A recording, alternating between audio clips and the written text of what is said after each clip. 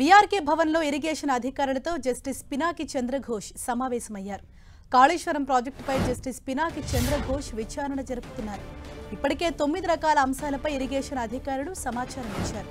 అయితే తనకు మరింత సమాచారం కావాలని అధికారులను జస్టిస్ పినాకి చంద్రఘోష్ కోరారు.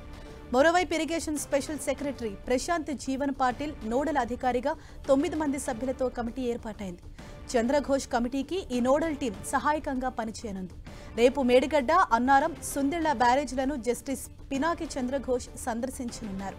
ఇక జస్టిస్ పినాకి చంద్రఘోష్ను కలిసేందుకు బీఆర్కే భవన్కు వెళ్లారు మంత్రి ఉత్తమ్ కుమార్ రెడ్డి.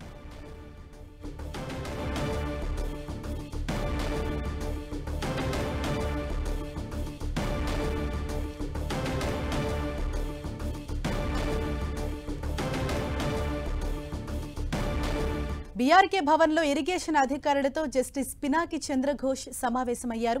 కాళేశ్వరం ప్రాజెక్టుపై జస్టిస్ పినాకి చంద్రఘోష్ విచారణ జరుపుతున్నారు.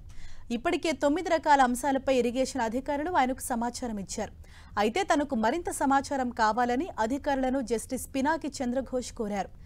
మరోవైపు irrigation special secretary Prashant Jeevan Patil nodal అధికారిగా 9 మంది సభ్యులతో కమిటీ ఏర్పాటైంది.